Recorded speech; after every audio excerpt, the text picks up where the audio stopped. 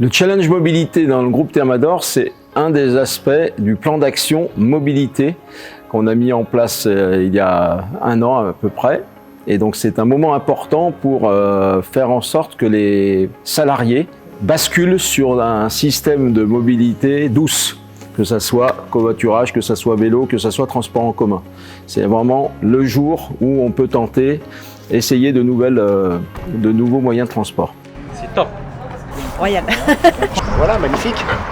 C'est aussi la convivialité parce que c'est le fait qu'on ait plusieurs entreprises, plusieurs filiales et le fait que les salariés se rencontrent et utilisent le covoiturage pour créer des échanges. Chez Aello par exemple, aujourd'hui on peut essayer 4 voitures différentes, hybrides électriques, des scooters électriques aussi, donc bravo à eux pour cette initiative. À midi, on a un déjeuner tous ensemble chez Safeco Isocel avec une animation spécifique et des quiz.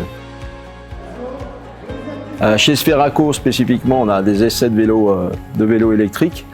Et une pensée particulière pour Sodeco, parce que je crois que Claudia a réussi à faire en sorte qu'il y ait au moins 10 personnes qui sont venues en vélo ce matin.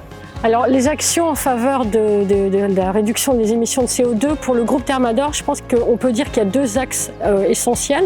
Il y a le travail en fait sur nos produits.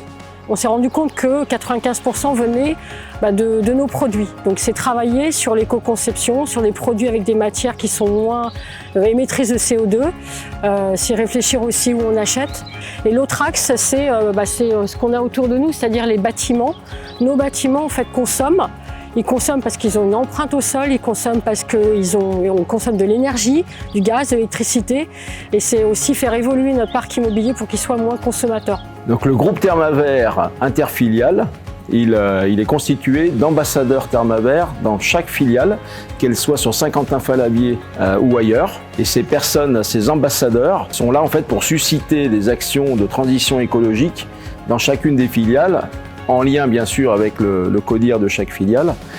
On se réunit 2-3 fois par an et pour justement partager les bonnes pratiques et susciter à nouveau des actions dans les filiales. Donc c'est hyper riche. Alors la priorité climat, je dirais que c'est accélérer la prise de conscience de chaque salarié au sein du groupe. On continue de former les salariés, d'aller sur de la pédagogie, d'expliquer le pourquoi, le comment, pour que chacun, en fait, à son niveau, dans ses actions au quotidien, en tant que salarié d'une entreprise, comment en fait on peut avoir un impact positif sur le climat.